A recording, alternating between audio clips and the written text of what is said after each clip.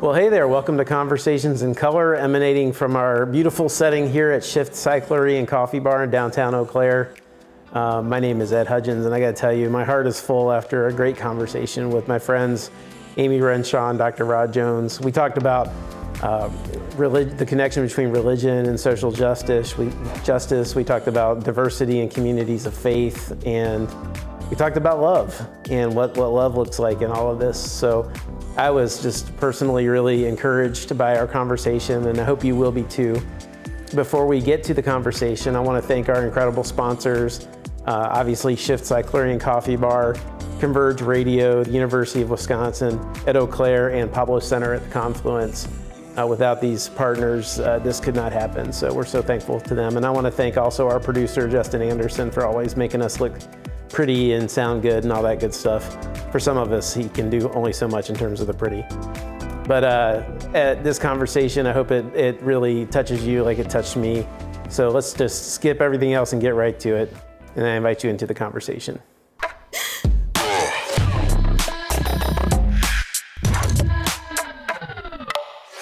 It's good to be back. Yeah, it always is. Always is. It's been a few weeks for me, and I know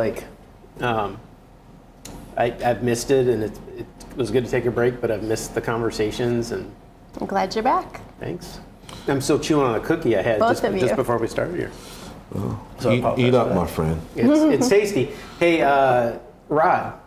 So you got a couple things happening in life these days. What's happening on the city council front? Oh yeah. Well, we're actually in the midst of an election right now.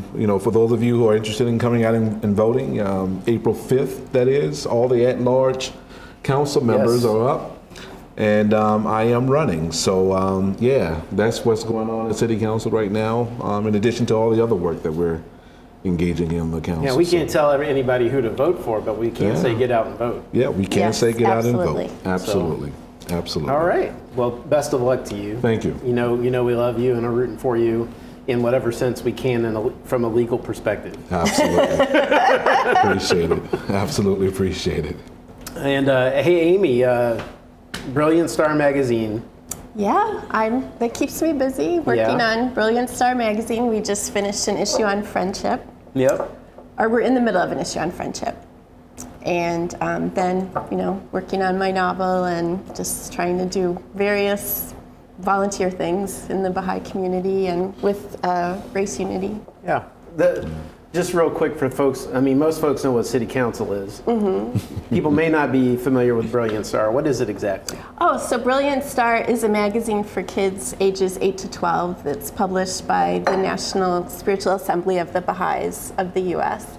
And it's kind of a character education magazine for kids of all faiths. And it's got an international readership, so it's a very fun job because I get to always learn about new things. We have a big focus on nature. And aren't you like the czar? No, I'm not the czar. No?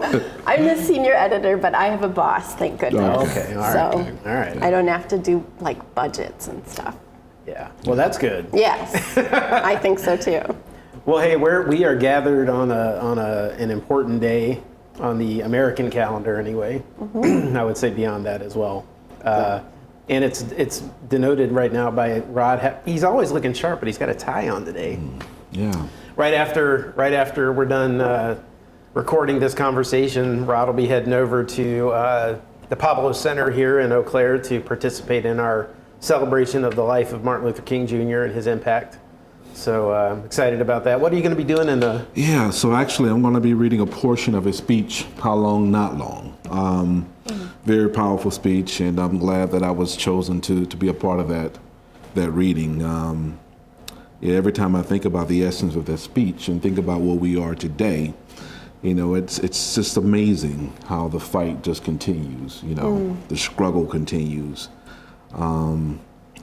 But we persevere. I was going to say, when you say amazing, what does that really mean? We persevere.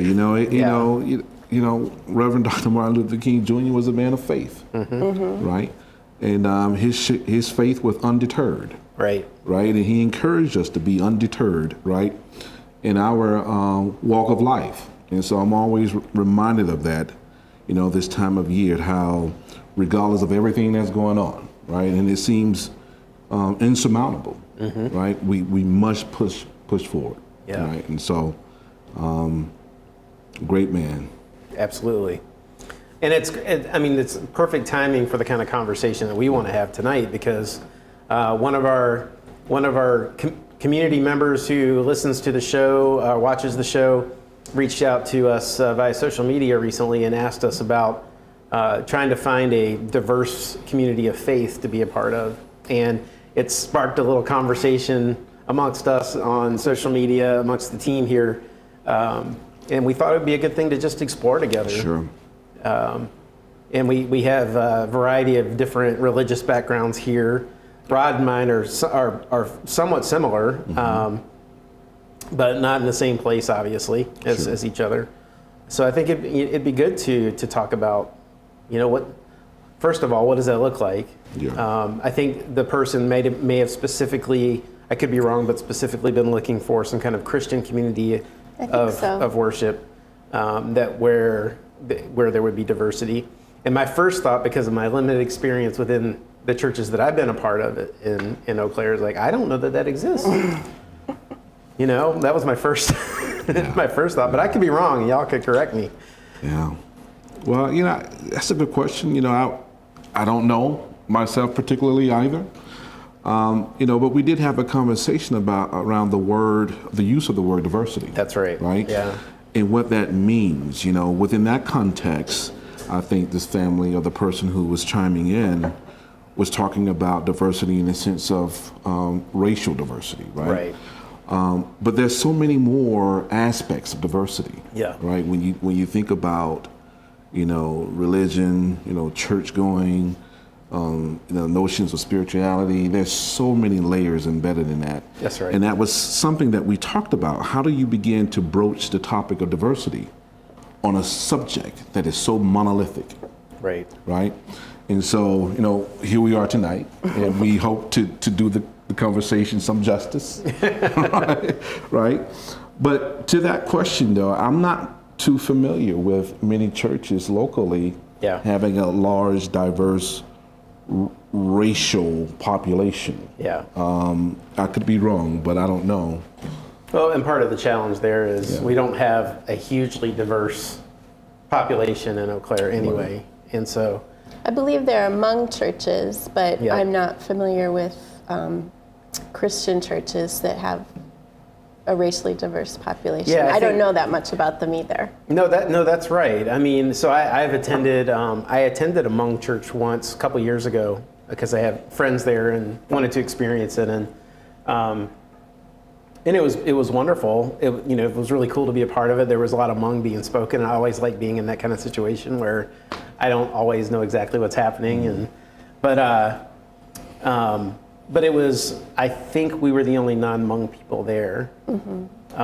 And then there is a church that is predominantly black off of Birch Street here in town. Okay. And it's, if I remember right, like my buddy and I, when we visited a couple of times, we were the only non-black folks. No, that's not true. There was at least one other white person that was there. But what I'm saying in that is that I think we have we have communities of faith that have different cultural populations in them, but not necessarily together. Not mixed together necessarily. I did see a little racial diversity one time when I visited the mosque. Okay. Because there's some some white people, there's some people kind of Arabic background, I believe, and then the African, college students. Okay. Some of them, landed at the mosque. I was actually introduced to the mosque. I went to a wedding of an African gentleman who was here for college, and his wife was white, and she had actually converted from Christianity to Islam, long before she met him. It was not related to their relationship. Oh. Okay. Interesting. Yeah. I wonder if I know those people. I don't know. But something Rod brought up, I think, so you have the racial diversity part of the conversation, but there's so much more to it. I mean, there's neurodivergence, there's gender, LGBTQ plus, all these different considerations when you talk about diversity. Like I remember a few years ago when I was exploring Minneapolis a little bit in the city and was with a friend of mine who was from a church background, Christian church background, and they referred to one church there as the gay church. Not because necessarily everybody there was gay, but because they were very inclusive and proud of that. And so that's another level of diversity. I mean, there are Christian churches who, I mean, they would let a gay person come to their service, but that person probably wouldn't be very comfortable there for too long, based on my experience. And then there are other churches that welcome anybody. Yeah. And I'd be interested to know more about how how the Baha'i faith handles diversity, like all these different types of diversity we're kind of touching on here. You know, you've been a Baha'i for quite a while. 30 plus years. Yeah. So talk to us a little bit about your experience, especially in relation to these things. Well, there is a lot of diversity in the Baha'i faith. It's actually the second most widespread religion in the world as far as the number of countries that it's found in. And the communities, if the city is diverse, the Baha'i community is diverse. Like in Milwaukee was a very diverse community. I think Madison is pretty diverse, Minneapolis. The religion was founded in Iran, so there's a large Persian population who have immigrated to the U.S. So the Persian population is pretty strong in the faith. The Baha'i faith is committed, to the oneness of humanity. It's a real central teaching that all prejudices of race, religion, gender need to be broken down. It's way past time, for us to really embrace each other as one human family. Of course, we're a work in progress. Right. Yeah. Of course. So I've seen a lot of diversity in the community, but not in Racine. Or Racine, I'm sorry, not in Eau Claire. Yeah, you ever seen Roots? Not in Racine either when I was there.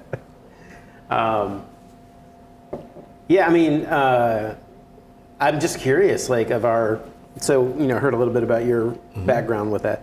So Rod, you and I think grew up in the Christian tradition. Right. For me, the only real diverse church I was ever a part of, and I've lived in places that were more diverse,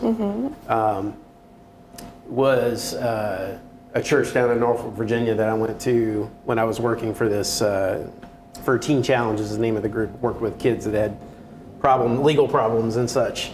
And we would take them to this church every Sunday. And when I say diverse, it was mostly black. But there were some white folks there.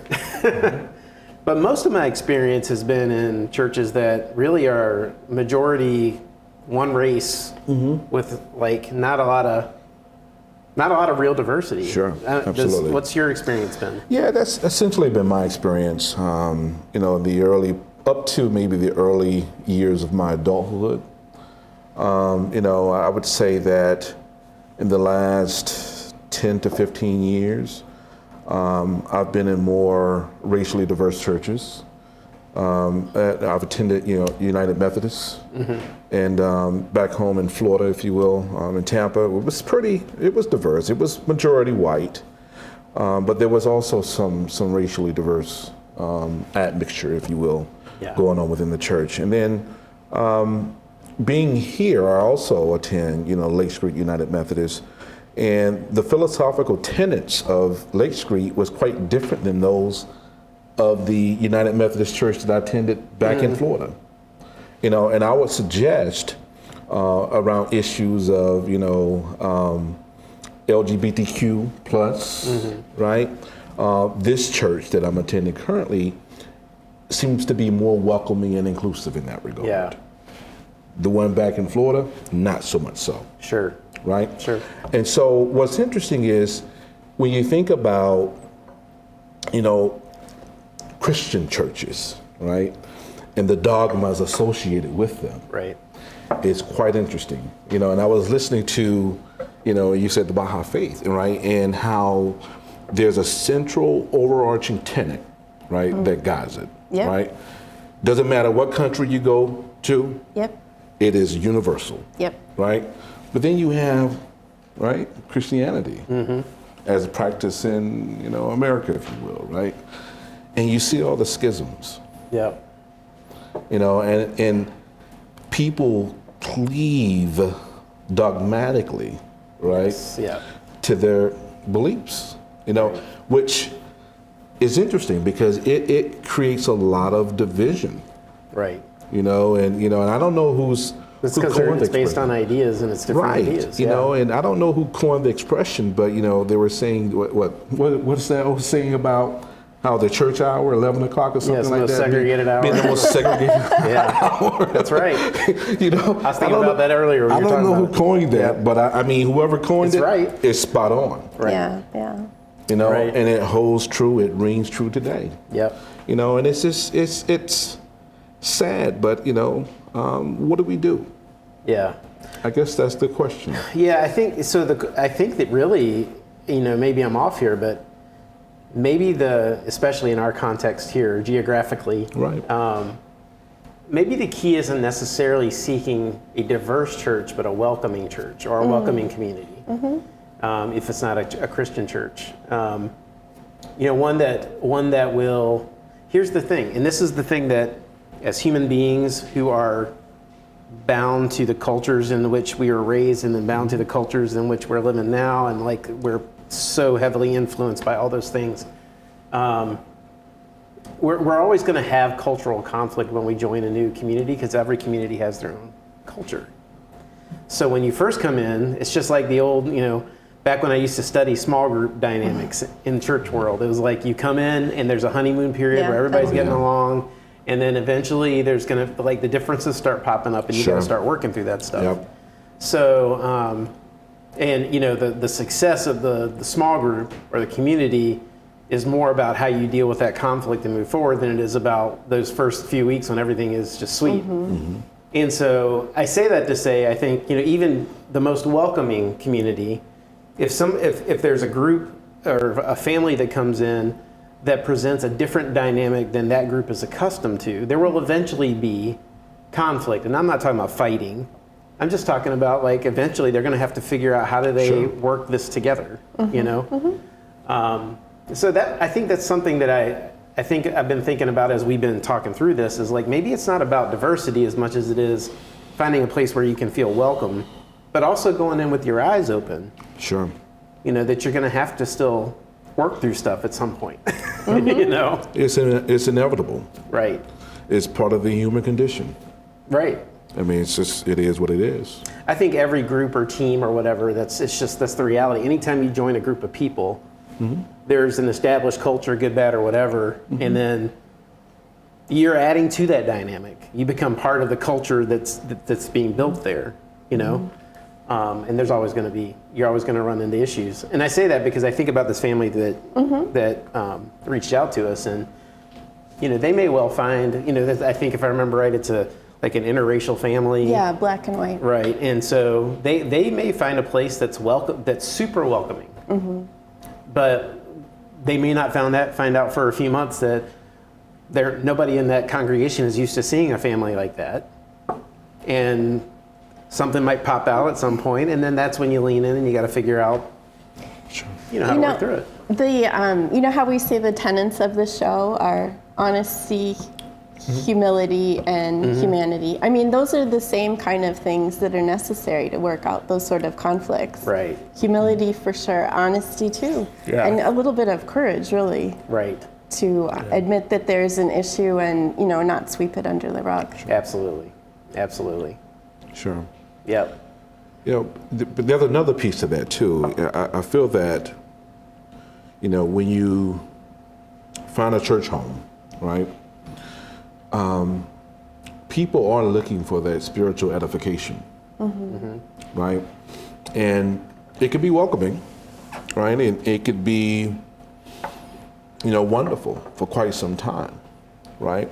But I've known people who just felt like it didn't fill them spiritually, right? It just didn't satiate their need in that way. Right.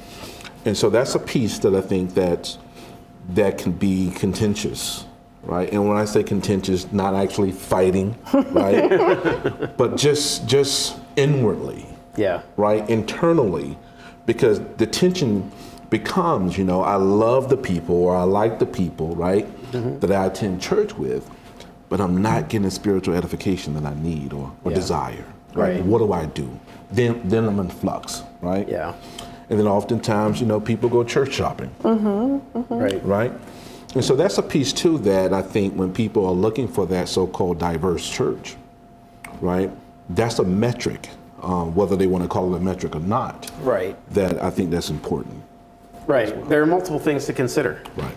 I think is what you're getting at. It's not just like, is this place going to make me feel welcome, but is it going to challenge me in the ways I need to be challenged? Is it going to? Exactly. It seems like that puts a lot of, it puts a lot of pressure on the clergy of the church, to provide that for everyone in the community. They can't do it. I'm just going to go ahead and say that. As somebody who's done it, you have experience. You can't do it. There's no clergy in the Baha'i faith, so there's, we don't have that pressure on one person, but still, if you need that spiritual, like you said, edification, you have to kind of figure it out or look for those opportunities within your belief system. Yeah. So that's interesting because, in thinking about that, right? So what gives people who practice, right, Baha'i, that type of grounding to want to go and seek it out, search it out, right? To get that. What is it about the teachings that kind of, I guess, induces people to do that? So you mean to come to the Baha'i faith seek out? Just to seek out that spiritual piece, right? Because, what happens, in the traditional Christian faith, right? We have churches, right? And we have leaders within the church, right? And so the congregants go to the church and they look at the leaders within the church, right? To help them, right? Get that. And so it sounds like, that's a bit different. It is. There is, in every community that has more than 9 Baha'is, you elect a council of 9 to sort of be the organizing council, the local assembly. There's a big emphasis on education. There's one of the teachings of the faith is that there should be universal education for all people. And in the Baha'i faith, there's like a sequence of courses that you can kind of go through. They're sort of like workbooks, and you get in small groups and have these discussions. It's sort of, the workbooks kind of spark discussion, and they're on different topics related to general spiritual principles or teaching children, that kind of thing. And it's encouraged, for people to go through these courses and also invite people who are interested in the faith to join the courses and engage in the conversation. We have, I'm part of one, it's called a study circle right now that has a few Baha'is, a couple people who aren't Baha'is, and just a lot of great conversation. Interesting. So that's part of what we do. And not everyone does it. Some people don't really like the study circle thing. Sure. Yeah, so it's, I'm thinking, so as I'm listening to you, right, I'm thinking about these notions of rituals, right? These practices, so to speak, that are common to,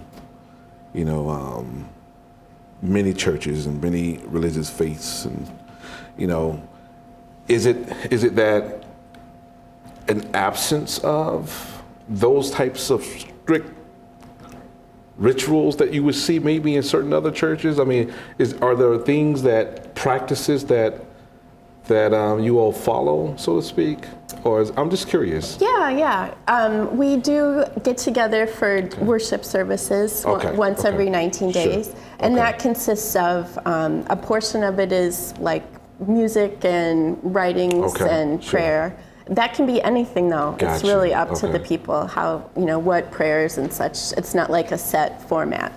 And then there's a consultative portion where we talk about kind of the business of the community, what's going on. And then a social portion, and when it's not COVID, we have, punch and cookies or whatever. Awesome. Any kind That's of, awesome. snack. So that's the format, I guess, of the worship community. It sounds like a beautiful thing.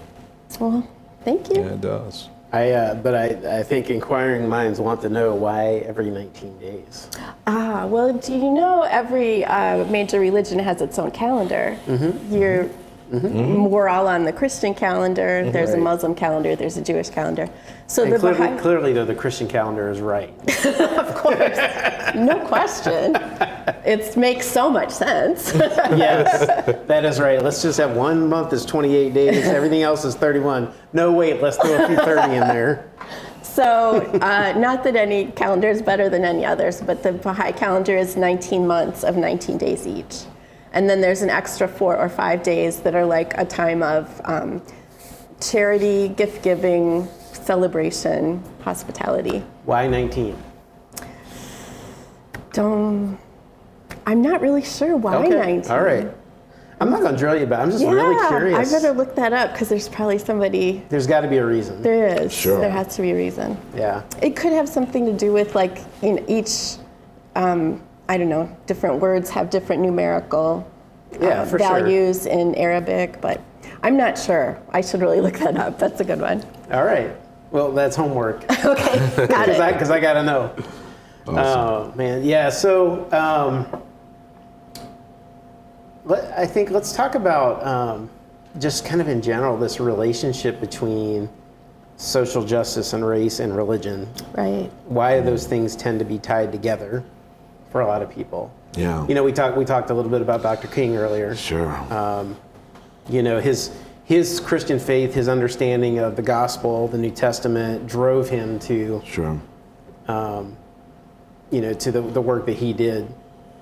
So, what is there a natural tie between at least most religions and this kind of work, this kind of thought, this effort?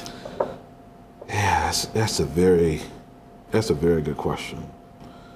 Because when you think about, again, it kind of goes back to the schisms that I was talking about, right?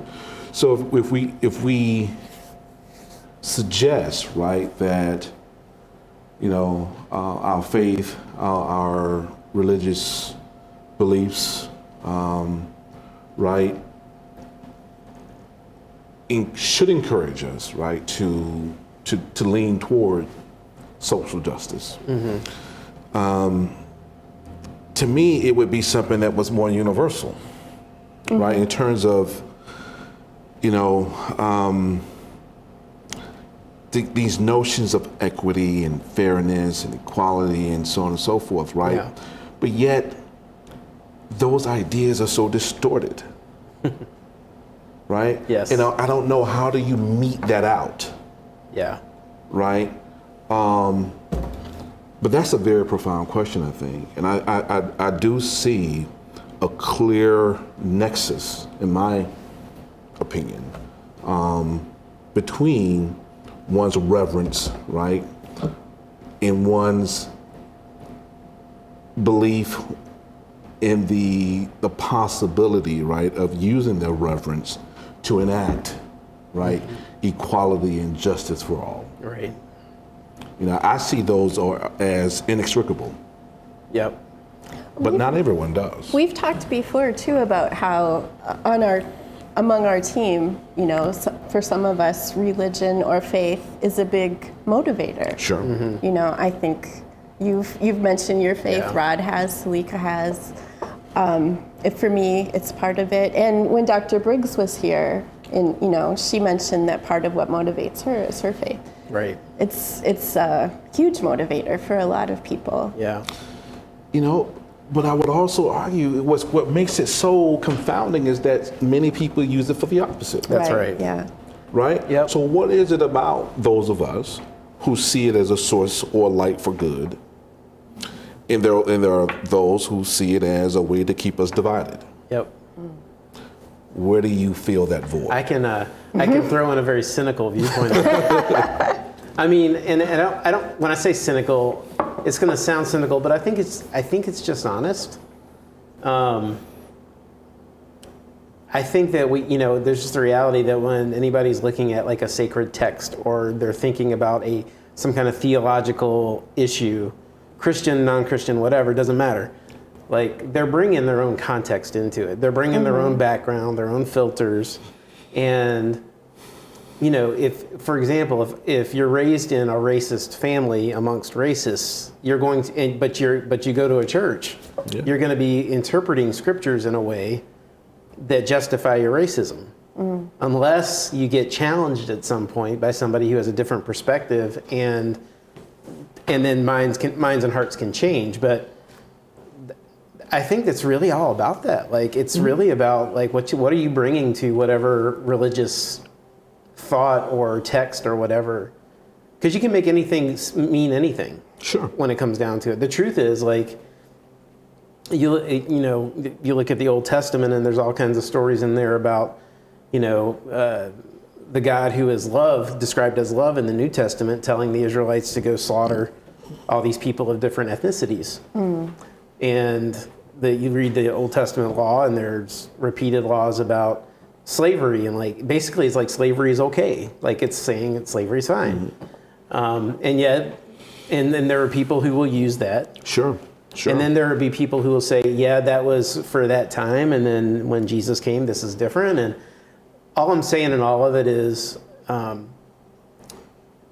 get this from that podcast again that I always talk about, the Bible for Normal People, but all theology has an adjective. It doesn't matter whether it's, black liberation theology. Sure, absolutely. Or what people like me would just call theology, which is really white, male-centric, Western theology. All theology has an adjective. Interesting. And so, like, I would even say with the Baha'i faith, the folks that live in different places around the world that are a part of Baha'i communities, there's probably, you have a Midwestern American. Yeah, you definitely bring your culture to it. Yeah, absolutely. And so I think the problem comes in when we don't recognize that. And so when we don't understand that we've got our human limitations and frailties and filters that we're bringing to the table, no matter what faith we're thinking about and participating in.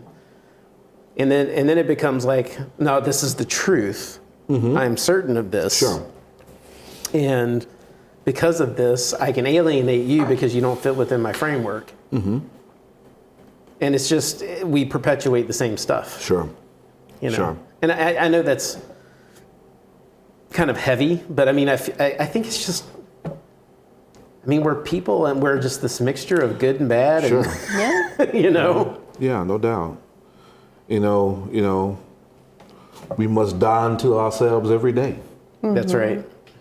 That's right. So every day we must reawaken anew. Yep. Right? And if we don't do that, we carry forward, right? Right. The old. Yep. Right? And so unless you habitually practice that, right, you can never really absolve yourself of these tendencies. Right. No, I agree with you.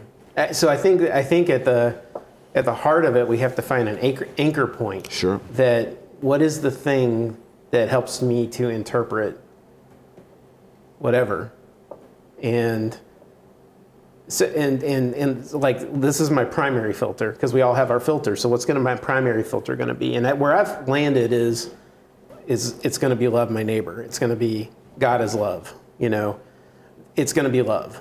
It seems so clear that if you believe love your neighbor, then you believe in social justice. Yes. I mean, and I say that as a Baha'i. Baha'is believe in Jesus. Sure. We believe that the Bible is the Word of God. So I believe in love your neighbor too. Yeah. Right. And that's the thing. Like, what is it? There are certain things that are just indisputably foundational, Yeah. that are crystal clear. Yes. There's no deviation whatsoever from the words, from the ideas conceptualized, from the meanings, right, denoted within them. Yep. But yet we still choose to practice otherwise. Right. Yep, because we work hard within our adjectivized theologies Sure. to justify our behaviors because That's it. because while we all have nobility in us, we also have a little arsony in us, as Bing Crosby said in a movie a long, long time ago. You know, we all have got a little arsony in us. Yeah. Right. And so, And in some cases, you have to sort of go kind of dig to find the path of social justice. I'm thinking of, in particular, you know, in any community, there are a lot of well-meaning white people who don't have anything against anyone of any other faith or other race.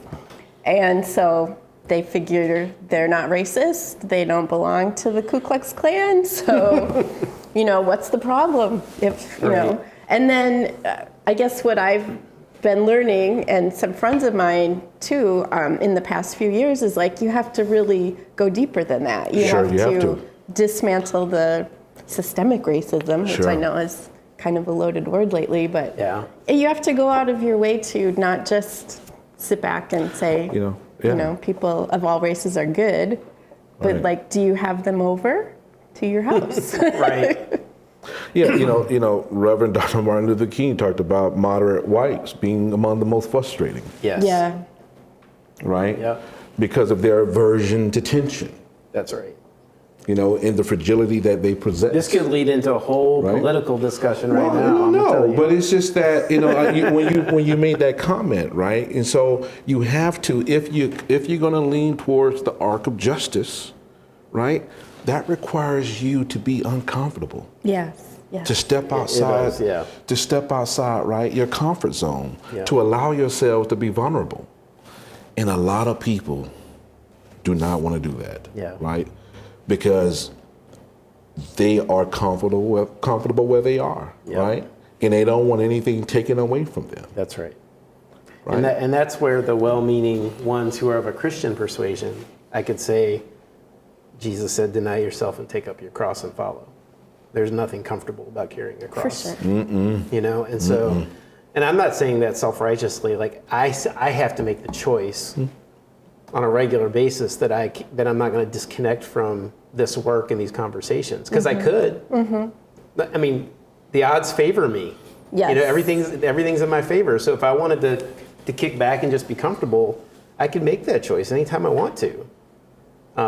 You can't, you know, and so that's not fair.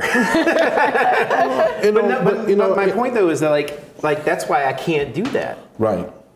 It's not just for me to do that. It's not loving my neighbor to do that. Sure. Right. You know? And for those of us who are given a platform like myself, right? If we choose to sit back, you know, really you engage in a life of self-loathing and anguish, because you know that you should be doing more. Right. Right? And there is no comfort in that. Yeah. There's no comfort in that, right? And so, you know, as frustrating as I get at times, you know, with the status quo, I can't let up. Yeah. You know, and I'm not, you know, someone who's a rebel rouser, so to speak, but I do work, you know, to be transformative, right? To help bring down those barriers.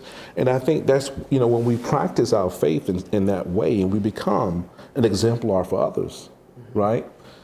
That in and of itself helps us, you know, understand that there's something more beyond, right, what we can see. Because we're talking about faith here. Right. Right. All right. The substance of that not seen. Yeah. And so that's what motivates us. And trusting, I think, that there's a better way. Like, it's not human nature to always be in conflict. We have a better nature. Yes. You know, that we can choose to let our better nature thrive. I really think, to your point, I think like the idea of social evolution, us evolving as humans in a social context where we become more just and more loving, is that it's the minimizing of the larceny that's in us and the maximizing of the love that's in us, the good that's in us, Right, you know, which, you know, is I think an everyday effort when it comes down to it. Definitely. You know, yeah, absolutely. You know, and we choose to believe, right? We choose to have faith in the notion that others can do it too, right? Yep. That it can be reciprocated, right? And we choose not to be pessimist, Right. right? And to forego our calling in that regard. Yep. You know, and that's hard work because in many ways it demands long suffering. Yeah. No, that's right. Well, and then there's the whole, I mean, we're a little bit far afield of where we started this conversation, but I think that's fine. But I think about Take us back. No, I don't want to take us back. I want to ride the wave for a little bit. I just think about how hard it is to continue. You got to make sure you're continually humanizing people who disagree with you, and people who are on the other end of the justice spectrum, and that makes it. That's another place where taking up your cross comes in. That idea of taking up your cross or self-denial or whatever, however you want to say it, where it comes in, because the human instinct, the larceny in us, wants to vilify the other because it's easy. And that was I'm sorry. No, please. That was a message of Reverend Dr. King also. Absolutely. To, you know, to not hate the oppressor, Right. but love them. Right. And that's the thing, is loving your neighbor doesn't mean you just love the powerful neighbors, and it doesn't mean you just love the people who are marginalized. It means you're supposed to love your neighbor, and everybody's your neighbor. Yeah, yeah. And so that's hard, especially when like you're trying to fight for this group, and this group over here wants to keep those people where they are. Yeah. And it's easy I do it, like that whole vilifying people, and I hate it. I hate that I do that, but Sure. But I do, and so I think when we talk about the integration of faith with this kind of work, I mean, like to your point, Amy, for a lot of us who are involved in this effort, our understanding of God and spirituality drives a lot of our desire to be a part of these efforts. And certainly that's the case for me. But really, I mean, it's that the integration of that whole, even if you're keeping it as simple as love your neighbor, you know, love God with all your heart, soul, mind, and strength, and love your neighbor as yourself. If that's all there is to it, that is so multi-layered in how you handle these situations, you know, how you work through these conflicts and everything. It's not always clear what's the most loving thing to do for my neighbor. Yeah. That's right. Right. Absolutely. Well said. Or my children. Well Sometimes said. love feels like it should be a smack upside the head, but you know. I mean, sometimes you have to say things that are going to possibly hurt someone's feelings. I mean. Yep. No, that's right. That's the thing, is love is not fluffy. Yeah. You know, it's not warm and fuzzy. Not always. And I guess the thing is, I should clarify, when I talk about love in the love your neighbor, the Greek word is agape love, which is the others focused, self-sacrificial type of love. Neighbor love. Yeah, that's not fluffy a whole lot. That's usually like, I'm going to put myself aside for you. Yeah. And that's hard. Right. I have interrupted you several times here. You ready to start talking? Who, me? Yeah, I thought you were going to say something. I don't You think looked like so. you had a burgeoning thought, like really important, and I totally derailed was just it. really just listening intently. I short-circuited the greatness that was about to spew out of your mouth. You know, well, what I was about to say is that, you know, love really comes down to choice. You know, and I think we don't like to think about love as being something that is cerebral, right? It's a choice. Yeah. You know, you talked about, you know, it's not something that always feels fluffy. Yeah. You know, it's a choice that we make. Yeah. Right. You know, that's the bottom line. Yeah. You know, and I think if we can remember that, right, we can choose to love someone in spite of, right, that we do in fact have power over who we choose to love or not, right? Absolutely. By simple manifestation of choice. Yeah. You know, and I think we don't think about love in that way. We think about love as being something that is just, you know, so near and dear to my heart. Right. As though, you know, it's going to Makes you suck feel the blood out of us or something. Makes you feel all warm. Yeah, like it's going to, you know, if I give away too much, it's going to, you know, but the blood is going to leave my body, so to speak, right? You're going to faint. You know, I'm going to faint. You know, no.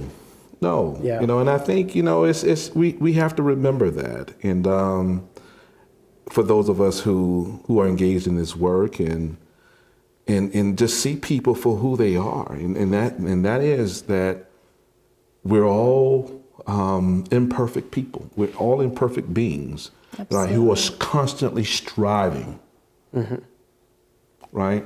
And we just have to remember that about our brethren. Absolutely. You know, we're all striving. Absolutely. Yeah, absolutely. You know. So I think, you know, we're coming down to the time here. We need to let you go do your thing here in just a minute. Sure.